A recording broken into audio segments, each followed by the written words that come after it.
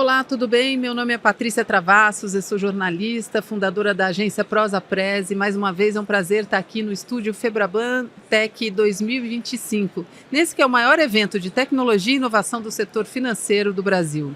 E a gente agora vai falar sobre operações autônomas. Esse papo está começando, hoje é o primeiro dia de evento e a gente está ouvindo falar de operações autônomas desde de manhã. Afinal de contas, não há dúvidas de que o mundo está cada vez mais complexo. Não basta ser eletrônico, não basta estar conectado. Agora as coisas estão ganhando autonomia para tomar decisões, é isso? Estou começando a ficar com medo dessa conversa aqui hoje. Então a gente vai falar de processos inteligentes, autoadaptativos e autogerenciados que utilizam tecnologia de ponta, tendo a inteligência artificial como protagonista para tomar decisões de negócios baseadas em dados. Aqui a gente está falando de automação no processo de gestão e não mais em processos repetitivos de ponta, como a gente já até vem se acostumando nos últimos tempos. É a inteligência artificial ajudando gestores na tomada de decisões estratégicas. Bom, no setor financeiro, essa abordagem tem ainda um potencial de monitorar mercados em tempo real, detectar anomalias, fraudes com mais precisão e proporcionar um atendimento mais assertivo e eficiente. Vai muito além da automatização, como a gente vê hoje em maior escala. E aí, para conversar com a gente sobre isso, eu estou recebendo aqui Bruno Magalhães, diretor e head de estratégias e operações da NTT Data, e a Juliane Paulista Câmara, que é executiva de Inteligência Artificial e Analytics do Banco do Brasil. Gente, muito obrigada por estarem aqui com a gente, por essa visita ao nosso estúdio e pelo bate-papo. Prazer estar aqui. Prazer estar aqui, a gente que agradece aí o convite. Olha, antes de começar o nosso bate-papo, eu queria apresentar um pouquinho melhor a experiência dos dois. Então, vou começar pela Juliane. A Juliane é líder da área de governança e dados de inteligência artificial do Banco do Brasil, com mais de 20 anos de experiência no setor financeiro. É formada em economia, com MBA em sustentabilidade, mestrado em marketing, especializações em inovação e tecnologia. Tem ampla experiência em projetos multidisciplinares e, ao longo da carreira, ocupou posições estratégicas, liderando projetos transformadores com foco em inovação, ética e impacto real, que a gente vai precisar muito, né, de ética nesse momento em que a gente está formando essa inteligência artificial.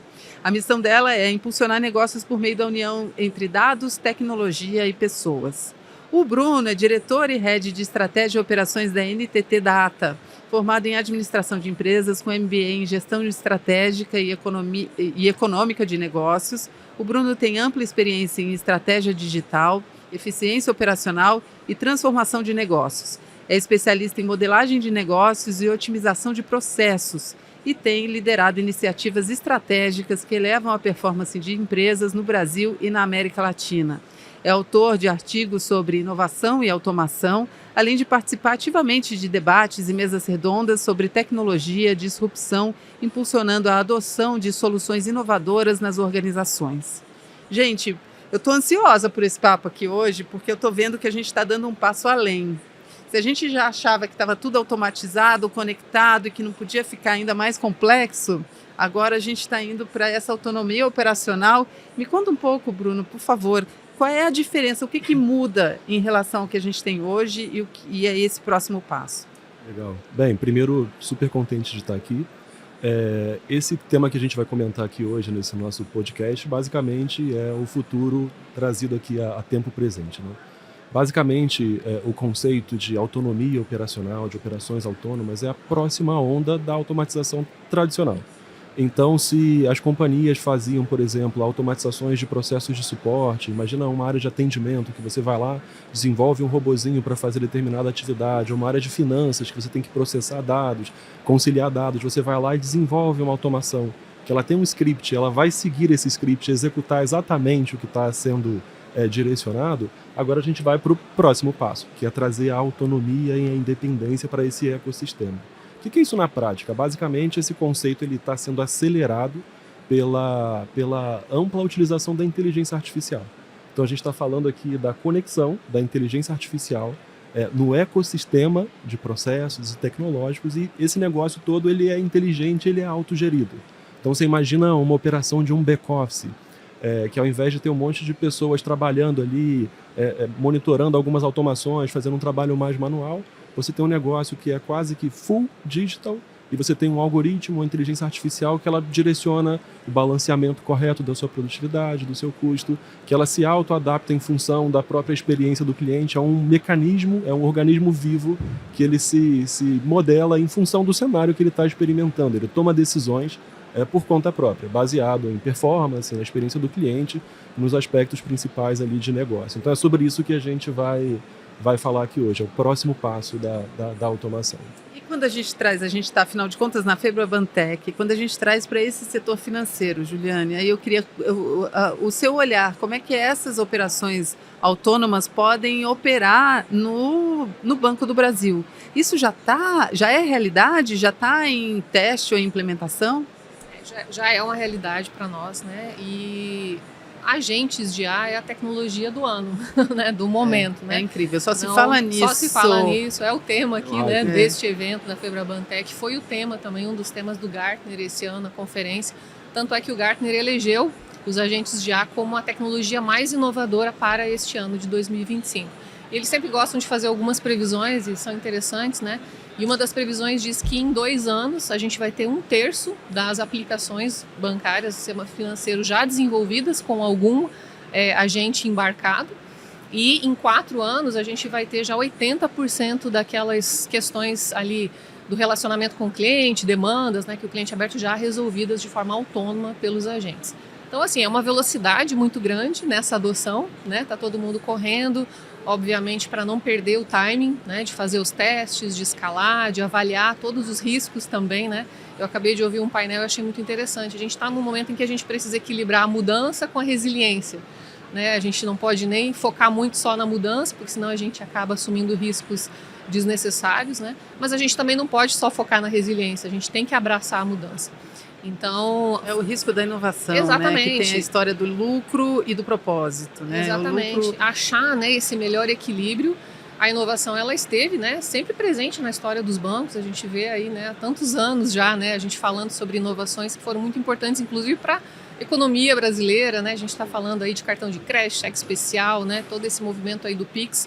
E agora a gente está diante de de um novo movimento que tem um potencial para mudar, né, o negócio bancário, para trazer mais eficiência, mais hiperpersonalização no relacionamento com o cliente, né? Hoje a gente tem uma ampla quantidade de clientes que a gente muitas vezes não consegue dar um atendimento humano, colocar ali um gerente de relacionamento para atender. Com a hiperpersonalização promovida ali pelos agentes, você consegue levar isso, né, em nível de cliente aí em tempo real. Então, assim, são muitas possibilidades. No caso desculpa te cortar, mas a hiperpersonalização é outra palavrinha-chave do momento, né? Porque os bancos estão realmente preocupados em tratar cada cliente como único e fazer um banco para cada cliente. Isso foi esteve até presente hoje na fala da nossa presidente, né, a Tarciana. É um dos nossos lemas, levar um banco para cada cliente. A gente só consegue fazer isso com inteligência de dados e com todas essas técnicas aí, tanto da IA generativa e agora com os agentes nos ajudando nessa hiperpersonalização. O cliente que se relaciona hoje com o banco é o cliente que abre a Netflix e tem ali, né, uma experiência hiperpersonalizada. É um cliente que abre uma rede social e vê uma experiência hiperpersonalizada e assim por diante. Então, a expectativa dele no relacionamento com o banco é a mesma, né? Que o banco conheça as suas necessidades e antecipe aquilo que às vezes nem ele sabe, né? E é só para complementar aqui a minha ideia, e você perguntou sobre como que isso se relaciona com a esteira de automação. A automação a gente vem fazendo há muitos anos já dentro do banco, né? Acho que todos os bancos, e no caso do Banco do Brasil, a gente tem uma particularidade porque temos mais de 200 anos de história. Então tem um legado muito grande para ser transformado, esteiras aí de crédito agro, né, de financiamentos que são bastante operacionais ainda, né? E o nosso desafio é trazer, claro, inteligência e automação para tudo isso. Esse trabalho não começou hoje, ele já vem acontecendo há alguns anos, mas o que a gente vê agora é uma possibilidade de ampliação e escala disso, né? Numa velocidade muito maior e com uma qualidade, uma eficiência muito maior. Então, se antes a gente falava, por exemplo, há 10 anos atrás, quando eu comecei a trabalhar nesse tema, que a gente levava mais de 10 dias para abrir uma conta corrente, né? Porque se a gente for pensar nas mudanças desses últimos 20 anos, salto, né? Incrível, todo mundo ia ao banco para pagar uma conta, né? Hoje você não precisa fazer mais nada presencialmente. Exatamente. Aí você pensa 10 anos atrás, né? Levando todo esse tempo para abrir uma conta, hoje você pensa em abrir uma conta e não apenas abrir a conta, mas você já ter ali toda uma experiência hiper personalizada nesse início de relacionamento, com estabelecimento de limite de crédito, cartão, né? E toda a conversa ali com esse cliente de uma maneira potencializada por meio dos dados e por meio dos agentes. Então essa é a jornada que o banco está trilhando e a gente espera aí ganhar cada vez mais escala nesse processo. Bruno, você poderia compartilhar alguns exemplos concretos do que já vem acontecendo em relação a essas operações autônomas? Porque é muito interessante a gente ver e eu já fico aqui imaginando, assim, sabe, as coisas, as surpresas que você pode encontrar quando abrir a sua conta corrente, que aquele dinheiro já pode estar investido e você nem sabia disso, porque o investimento aconteceu autonomamente, né? O dinheiro se auto-investiu. Então, o que decisões que de verdade estão acontecendo? Excelente ponto, assim, aspectos práticos para ilustrar melhor o que a gente está comentando aqui, né? A gente, enquanto NTT Data, a gente atende diversas companhias, Brasil e mundo, do setor financeiro, e nesse setor financeiro a gente tem alguns exemplos que são muito legais, que a gente já emprega todos esses conceitos aqui que a Gil estava comentando de operações mais autônomas. Por exemplo, hoje, alguns clientes nossos eles já têm uma esteira de crédito imobiliário. Não sei se você já teve a experiência antiga de financiar um imóvel. Era um processo super moroso, muitos papéis, Sim. Muitas análises, e você demorava um tempo que às vezes até perdia ali a oportunidade. É verdade. Né? E hoje você já tem, por exemplo, essas esteiras ponta a ponta que são totalmente digitalizadas. Como a minha colega comentou aqui, as companhias já vêm trabalhando em automações a longa data, mas com a componente nova. Você já tem um algoritmo, uma inteligência artificial orquestrando esse negócio. Então ela trabalha por conta própria, ela tramita todo esse pedido de crédito, toda a avaliação, análise de fraude, o próprio crédito, se é devido ou não, fraude ou não, até dar ali a liberação do crédito e seguir com a compra do imóvel de uma forma totalmente digitalizada. E aí você tem um nível de supervisão humana muito pequeno. Você começa a usar ali, por exemplo, a força de trabalho humana em coexistência para fazer supervisão e curadoria desse modelo. Então, o crédito imobiliário é um exemplo disso. Um outro exemplo que a gente tem funcionando está dentro desse ecossistema financeiro, que são nas seguradoras, né? Você vai fazer um pedido de reembolso. Sei lá, você faz uma consulta e vai fazer um reembolso médico, né? Quase todas as seguradoras no Brasil têm um aplicativo, você vai lá, tira uma foto e tal. Só que quando isso vai para dentro de casa, isso são processos extremamente complexos, que envolvem muita gente, muitos sistemas e burocráticos, né? E aquela coisa antiga, quase que passa de um para o outro para validar cada documento que foi anexado. Né? Exatamente. Então esse passinho a passinho, isso traz, como você falou muito aqui, de experiência do cliente e tal, isso traz um impacto significativo, né? Você tem um pedido ali de reembolso e esse negócio está tramitando numa esteira que é super complexa e burocrática. Então o que a gente já vê, o que a gente já tem rodando? São esteiras hiper digitalizadas, então elas empregam diversos tipos de tecnologias de automação, essas sim direcionadas por um script, alguém escreveu o que vai ter que ser feito, certo? E aí você tem em cima disso tudo uma camada de inteligência, com o advento da inteligência artificial, que faz a orquestração de tudo, que direciona, que avalia, que dá sim ou que dá não. Quando tem dúvidas e não está muito compatível com o modelo, aí sim você direciona para um back-office, por exemplo, humano, para fazer um tratamento mais tradicional. O que isso traz de benefício? Primeiro, celeridade, né? Você joga lá o seu pedido de reembolso e, dependendo do caso, em questões de horas já está aprovado, daqui a, 2, 3 dias cai um Pix na sua conta. Então você encurta muito o tempo da solicitação do cliente. Segundo ponto é o próprio custo operacional da companhia, né? Você imagina uma estrutura para executar todo esse procedimento. Conforme você escala o seu nível, você escala o custo em igual proporção.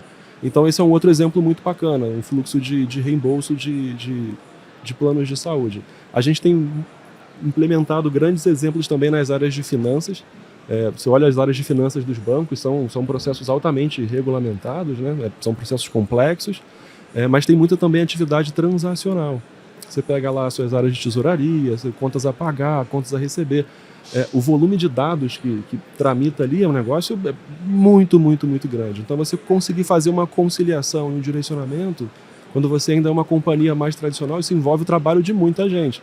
E é um trabalho, e muitas das vezes, muito operativo. Então o que a gente vem desenvolvendo e vem botando em marcha aqui no mercado brasileiro é essa visão de trazer essa componente da hiperautomatização com agentes de inteligência artificial para fazer essa orquestração. E aí eu vou pegar o gancho do volume de dados para fazer uma pergunta para a Juliane, que eu acho interessante, principalmente quando a gente fala de setor financeiro, né, em que os dados são muitos e é preciso tomar decisões rápidas. Então, como é que está sendo pensada essa implementação das operações autônomas, levando em consideração esses aspectos de governança, segurança, privacidade, qualidade dos dados, que são muitos? Qualidade de dados nunca foi tão importante quanto agora, nesse momento, né? Acho que quando a gente falava de governança de dados aí há uns anos atrás, estava mais relacionado ao compliance, a questões ali de LGPD, e cada vez mais esse tema vem tomando parte da pauta estratégica mesmo, né? Hoje teve presente, por exemplo, no discurso ali, né, dos CEOs dos bancos, eles falando sobre governança de dados, né? Eu, como head dessa área lá, né, coordenando essa área no Banco do Brasil, fico muito feliz, porque os dados são o fundamento, a fundação, de fato, desse edifício, né, se a gente for usar uma analogia. Se esse fundamento não estiver bem sólido, esse edifício ele vai ruir, né? Então, o nosso problema hoje, né, acho que o nosso desafio, não só Banco do Brasil, qualquer outra empresa, não é a quantidade de dados, nós temos muitos dados, né? O que fazer com eles? É a garantir que esses dados estejam, né, dentro de uma arquitetura, dentro de um sistema, né, de uma forma centralizada, que eles estejam com qualidade, que a gente possa aferir ali, né, aspectos relacionados à segurança, privacidade, garantir que todo o fluxo de tratamento desse dado esteja, né, de acordo, né, com as questões regulatórias, mas não apenas isso, que eles possam servir realmente aos objetivos do negócio. Então, esse pilar da governança de dados, ele é fundamental, e a gente vem buscando fazer isso de uma forma integrada com aquilo que a gente faz com os dados. Os dados estão ali e eles vão servir a alguma aplicação, seja ela um modelo tradicional, né, analítico, um modelo de IA ou um modelo de IA generativa. Esses dados, eles precisam ter qualidade suficiente. Então, nós temos uma abordagem lá no banco que a gente chama prontidão dos dados para IA.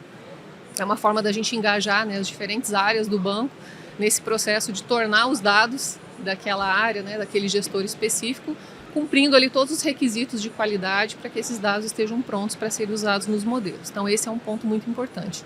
Tem um outro ponto também que a gente vem discutindo muito, que é a própria IA responsável, né, essa governança da IA. Então, você falou muito aí, né, em algum momento, assim, tô com medo, né, de todas essas possibilidades aí, né, que esses agentes podem trazer.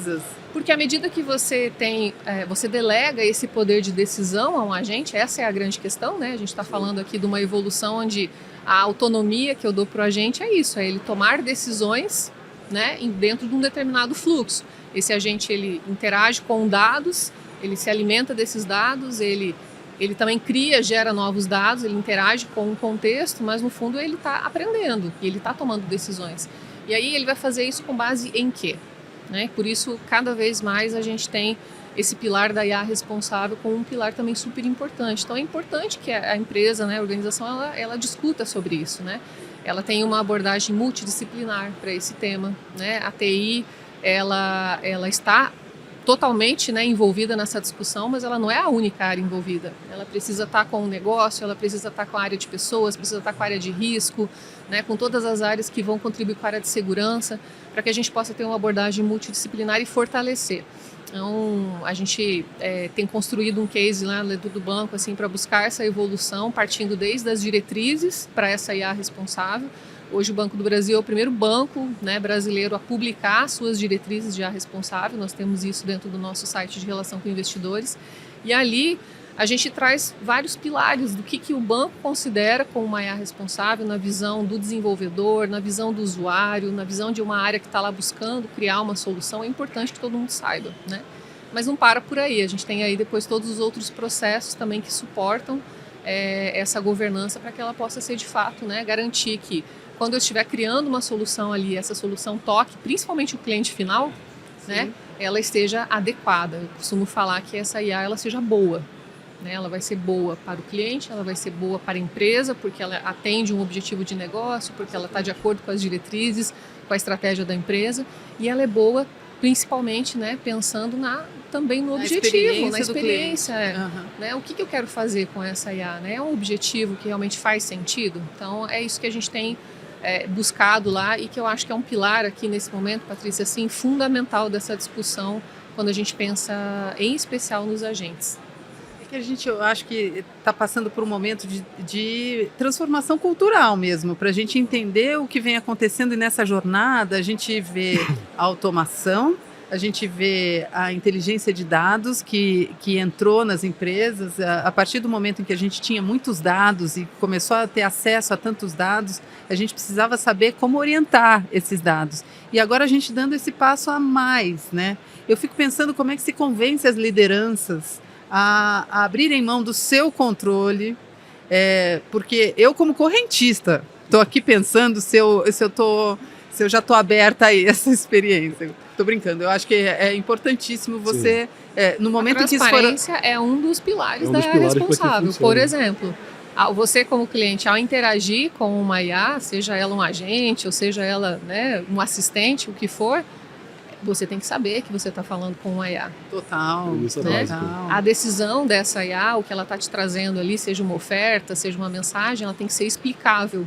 E aí um outro ponto também, a explicabilidade, é uma outra questão de governança que a gente também está trabalhando bastante para poder ter, porque é um fundamento, né? Conquistar necessário. a confiança desse cliente. Exatamente. Que vai estar melhor assistido nesse momento, porque a gente hoje olha a inteligência artificial como um copiloto, como um consultor, mas não como agente. Quer dizer, agente, eu estou falando aqui como cliente mesmo, né? Eu sei que vocês já estão com um passo bem adiante, vocês já estão pensando de outra maneira. Mas é esse copiloto, essa pessoa, olha isso, é uma loucura, né? A gente tratar a inteligência artificial como uma pessoa. É que são os estágios de aplicação, né? Você começa ali como seu assistente e tal, mas você vai Exatamente. desbloqueando o potencial disso, né? Como é que você vai fazer para convencer os líderes a abrirem mão? É um excelente ponto aqui, independente da gente estar falando de automação ou não, o aspecto de resistência humana, ele é um dos principais fatores de insucesso dos grandes projetos e das grandes iniciativas, né? Então, quando a gente fala de operações autônomas, autonomia operacional, o principal ponto, de fato, é o convencimento e a mudança de mindset do grupo de liderança. Então, a liderança ela tem que deixar de fazer o controle operacional do hoje e focar e planejar o amanhã. Por quê? Porque o controle operacional, as decisões de dia a dia, o algoritmo, como ela comentou aqui agora, ele vai aprendendo, ele vai tomando. Então, você tem uma quebra aqui de modelo. Se antes você tinha, por exemplo, um coordenador, um gerente, que ele tinha que dar um respaldo, ele tinha que determinar qual seria o caminho, agora a IA vai fazer isso. E qual vai ser o papel desse executivo? Estratégia. É a estratégia, ele tem que pensar no amanhã, não pensar no hoje, ou executar o hoje, o BAU, o algoritmo vai fazer. Então, eu diria que o papel de liderança nesse aspecto ele é fundamental. Primeiro, para entender e desbloquear essa visão, é sair da gestão operacional do dia a dia e fazer uma gestão de futuro, pensar no futuro do negócio, pensar na evolução desse modelo. A gente está falando disso aqui agora, pode ser que no ano que vem esse negócio tenha escalado de igual maneira não imaginável ainda por nós aqui nesse momento. Então, o que é o futuro disso? Esse executivo, esse decisor, ele tem que pensar nesse aspecto. E o segundo aspecto está relacionado ao como ele vai direcionar essa cultura e esse ponto de vista para a sua força de trabalho. É o fundamental. Como ele vai direcionar e fazer um trabalho de convencimento das suas equipes, como ele vai trazer novas capacidades e vai convergir ali capacidades humanas com capacidades tecnológicas para que 1 mais 1 não seja 2, seja 2,5. Então, o desafio vai um pouco nessa linha. Então, o trabalho de aculturamento e o gestor como pilar elementar de transformação é aspecto-chave para que isso funcione.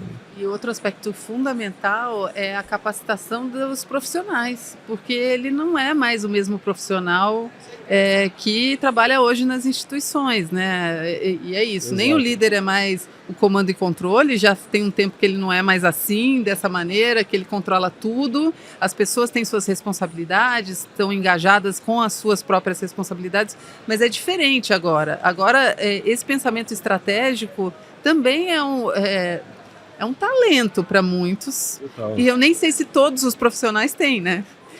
Vamos falar de reskilling? Então, o que você acredita que seja importante nesse momento de transição, principalmente, em termos de capacitação de profissionais? Bacana, excelente ponto esse seu, Patrícia, porque tem uma estatística do Fórum Econômico Mundial, né, que até 2030, 70% dos trabalhos no mundo vão ser afetados pela IA. Não significa que vão sumir ou que vão desaparecer, vão ser afetados, né? Ou seja, eu acho que todos, a forma de fazer aquela tarefa, né, vai mudar, enfim, alguma coisa ali naquele contexto vai ser alterado. E no Banco do Brasil a gente tem 85 mil funcionários, 125 mil quando a gente pensa no conglomerado todo. Temos uma atuação no Brasil inteiro, são ainda, né, várias agências, vários colegas que estão lá na ponta atendendo o cliente. E ano passado nós fizemos um grande movimento de capacitação, né, que foi o Academia ABB, foi uma iniciativa aí que ganhou alguns prêmios, exatamente para poder fazer o que nós acreditamos, que é democratizar a IA. Se nós não levarmos esse conhecimento para todos, e aí não vai ser o mesmo conhecimento para quem está numa área estratégica, ou numa área de desenvolvimento, numa área de TI, para alguém que está lá na ponta, às vezes operando, sendo usuário da ferramenta, a gente precisa fazer as adaptações, mas todos precisam conhecer, né? Todos precisam perder o medo, todos precisam saber como é que tira o melhor proveito dessas ferramentas, né? Para aplicar ali no seu dia a dia, no seu trabalho. Então foi um processo muito bacana aí que a gente rodou no ano passado. Foram mais de 65 mil colegas que fizeram, né, os treinamentos. E para este ano agora, e puxando o gancho aí da sua pergunta e a resposta do Bruno, o nosso grande foco é a liderança. Então nós estamos aí lançando um programa para cerca de 2 mil líderes do banco, chamado Líder Digital, em que a gente vai exatamente falar sobre inteligência artificial, sobre ciência de dados, sobre analytics, sobre cultura analítica, sobre todo esse movimento, né, que nós estamos vivendo agora, em que a gente tem o líder com essa mentalidade, que nós precisamos que ele tenha essa mentalidade estratégica, mas ao mesmo tempo a gente precisa que ele tenha a capacidade de colocar a bola no chão, né, aquele momento de respirar e falar, não, esse momento é um momento da gente pensar, avaliar, né, tem a hype, tem a velocidade, tem o timing da mudança, mas tem também algo que é super importante que a gente fala lá no banco, que é a gente definir uma boa estratégia. A IA ela vai ser tão boa quanto o problema que a gente der para ela resolver. Total. Né? O problema vem antes, inclusive. O problema vem ela é antes. Ferramenta. Não vai ser todo o problema que vai ser resolvido com o IA, né? A gente precisa explorar muito bem o problema e aí a partir deste problema entender a solução. E isso começa com uma boa discussão estratégica. Nós definimos uma estratégia de IA e dados lá para o banco. Foi um processo também que várias áreas participaram. Mas esse é um processo que é muito da liderança, né? Por isso a gente esse ano vai focar muito nesse pilar aí da cultura, no upskilling, no reskilling, da liderança. E eu acho que daqui para frente, né, Bruno, não sei se você concorda comigo, assim, a gente vai estar que tá sempre em completo, em contínuo aprendizado. Daqui para frente não vai ter como parar, né? Esse é um excelente ponto, assim, porque fazer as capacitações técnicas, a turma conhecer o que é um algoritmo, como funciona, é legal, mas eu acho que mais do que nunca, o que a gente vai precisar para que esse negócio evolua é refatorar o nosso modelo de aprendizagem mesmo. Porque não necessariamente o que a gente está vendo aqui agora, a tecnologia A, ela vai existir daqui a 6 meses, pode ser que ela seja superada. Então, ter esse mindset da experimentação, da abertura, do tato para o novo, da adaptabilidade, é crucial para que funcione. Então, fazer as empreitadas de capacitação técnica é elementar, o pessoal, a força de trabalho precisa conhecer isso, mas a segunda perninha ali que sustenta isso é dar uma pitada a mais no soft skill. Soft skill ali da capacidade de refatorar a capacidade de aprendizagem. A gente falou um pouquinho aqui sobre ética, né? Eu acho que o conceito da ética ele está super em alta e deveria ser cada vez mais um fator até do soft skill do profissional, porque ele vai ser uma pessoa que vai ser o maestro daquela operação, né? Você tem ali a operação tomando as decisões e tal, mas é o humano que governa isso no final.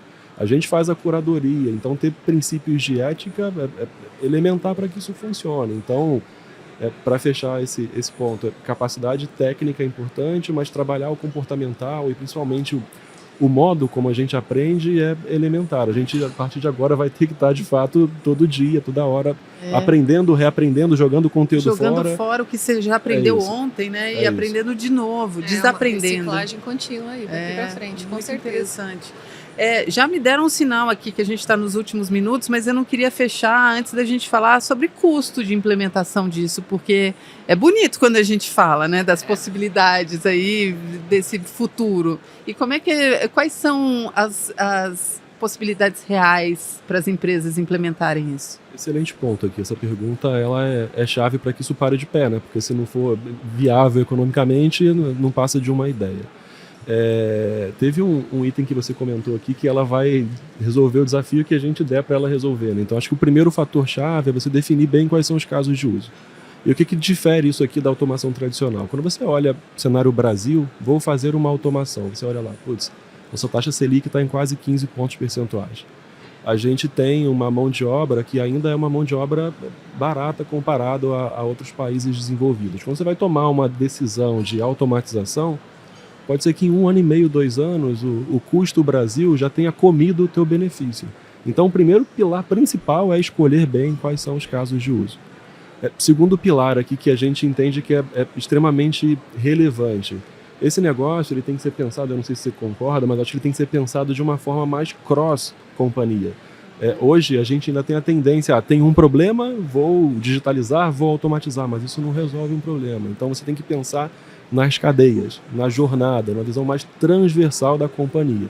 Então, diferente de como a gente fazia as automatizações antigamente, agora, para que esse negócio seja relevante e pare de pé, traga os savings necessários, a gente tem que pensar na jornada como um todo. Excelente. É a plataformização, né? É isso. De fato, se a gente não pensar dessa forma, não é sustentável. Não né? para A gente de tem pé. que estimular o reuso, né? Tem que pensar em problemas que eles são, como você falou, né, Bruno, cross. E essa questão do custo é fundamental, porque a gente vem aumentando, né, os investimentos em tecnologia aí nos últimos anos. O relatório Febraban de Tecnologia mostra claramente isso, né, e de todos os bancos, uma evolução considerável aí nos últimos 5 anos, em torno de 30% desse volume total, né, de investimentos em TI. E espera-se, óbvio, que esse investimento ele traga resultados. E os resultados eles têm que vir pelo menos de 3 formas. A primeira é a eficiência operacional, e é a mais fácil, né, da gente medir, porque antes eu gastava X horas para fazer um determinado processo, agora eu faço isso em questão de minutos ou segundos. Qual é a eficiência que isso me gerou? É a forma mais fácil de calcular e é onde hoje os bancos eles estão fazendo a maior quantidade de casos de uso, porque a gente tem uma seara plena ali, né, para aplicar vários problemas de negócio para aplicar esse tipo de solução. O segundo bloco entram nas questões de experiência do cliente, certo? Então, de que maneira nós estamos utilizando essas soluções para gerar uma melhor experiência, seja na resolutividade, seja na hiperpersonalização, enfim. E isso, claro, né, uma melhor experiência do cliente, ela vai se traduzir em melhores resultados. Né?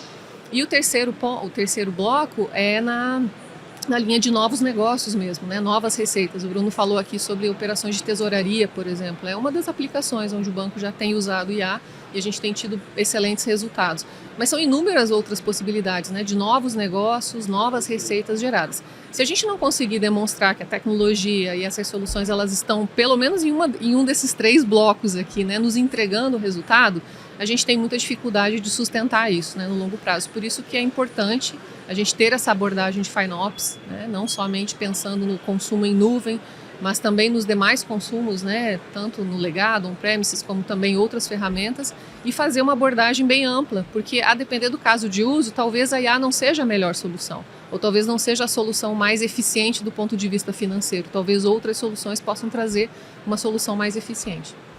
Gente, é muito legal. É porque é uma outra visão, eu acho, de negócios que realmente ela deixa de ser departamentada, que ela já foi em algum momento e já não é mais, assim como a inovação entrou e virou missão de toda a empresa, de todos os departamentos. Eu acho que essa automatização e a automação e a autonomia dos dados e dos agentes de inteligência artificial, eles trazem para a gente, para os humanos, para os líderes de empresas, essa visão transversal do negócio e não só de cada departamento. Gente, é muito interessante você pensar, porque repensar o modelo organizacional, inclusive. Muda a forma, né, como a gente olha as nossas empresas, os nossos tudo. Negócios. Você olha o negócio como uma coisa inteira, em que a solução precisa atender a tudo, né? Gente, eu tô com a cabeça aqui saindo fumacinha, anotei alguns pontos. Escolher bem os casos de uso, ter essa visão transversal de negócio, garantir a eficiência operacional, a experiência do cliente e observar as novas oportunidades de receita. Isso é muito, muito legal. Vocês querem completar para a gente fechar? Eu acho que esse último ponto aqui que foi falado, para mim, é um aspecto chave também, né? Eu acho que hoje, principalmente no Brasil, a gente ainda está muito focado no aspecto do custo, né? Eu acho que daqui para frente o grande passo vai ser, de fato, como a gente habilita, como a gente usa esse conceito para habilitar novas fontes de receita. Aí sim a gente vai começar a experimentar saltos exponenciais das companhias. É um assunto bastante novo, que agrega muita coisa que já vem acontecendo no mercado, E a próxima onda, as companhias estão embarcando nessa, eu acho que tenho certeza, é um aspecto de sobrevivência, ou embarca nisso ou não vai ter competitividade, a gente vai girar essa bola por um tempo ainda aí pelo mercado. Mas é um assunto novo, mas vocês dois já estão mandando muito bem nesse assunto, Fizemos a lição de casa aqui. Vocês já estão demais. Juliana, quer fechar com algum pensamento? Eu quero colocar 2 pontos aqui. O primeiro deles é falar sobre governança. A gente tocou aqui rapidinho, né? A governança ela vem sendo um grande habilitador para escalar IA com segurança. Mas qual a lição aprendida para nós lá no banco? Essa governança ela precisa ser adaptativa, né? Ela precisa se adaptar, ela precisa favorecer o aprendizado, né? Ela precisa estar junto com o negócio, ela não é uma governança que vem depois, né, para dizer, isso aqui não foi feito do jeito certo, ou isso aqui precisa ser feito. Não, ela está junto no processo de desenvolvimento. E essa vem sendo uma lição aprendida para nós, assim, sabe? A necessidade da gente fazer a inovação acontecer, mas ao mesmo tempo fazer isso, né, da forma adequada, embarcando a governança. E eu estou falando aqui de definições políticas, de catalogar os casos de uso, de passar isso dentro de uma esteira, né, de aprovação mínima, de a gente avaliar os riscos, porque o banco ele não vai sair fazendo ali, assumindo riscos desnecessários, né? A gente vai fazer isso, claro, com muita segurança. E o segundo ponto, para fechar, é o ponto das pessoas, né? Tem uma frase que a gente costuma colocar no final das nossas apresentações lá no banco, que é que sem pessoas, nem mesmo a melhor tecnologia terá impacto. A gente fala muito sobre tecnologia e sabe o poder que essas novas tecnologias têm e vem trazendo, né, todo o potencial, mas a gente nunca pode esquecer que isso vai ser feito por nós, né? Vai ser feito por um time, vai ser feito, então a gente ainda precisa sim de líderes, a gente ainda precisa sim de pessoas, de profissionais com capacidade, com competência e fazer, né, esse cuidado com as pessoas, não só no aspecto da capacitação, mas de tornar, né, as pessoas parte desse processo, acho que é também fundamental nessa jornada. Muito bacana. Queria agradecer de novo, então, Juliane Paulista Câmara, de Inteligência Artificial e Analytics Executive do Banco do Brasil, e Bruno Magalhães, diretor e head de Estratégia e Operações da NTT Data Europe e Latam. Muito obrigada, adorei o papo, achei incrível, me colocou com a cabeça no futuro. Eu espero que todo mundo aí de casa, do escritório, do trânsito, da academia também tenha se sentido em 2050, sendo que a gente está em 2025 e isso já está acontecendo. Agradeço também quem está aqui fora ouvindo o nosso papo, aqui em torno do estúdio Febraban Tech 2025. Muito obrigada e até o próximo papo.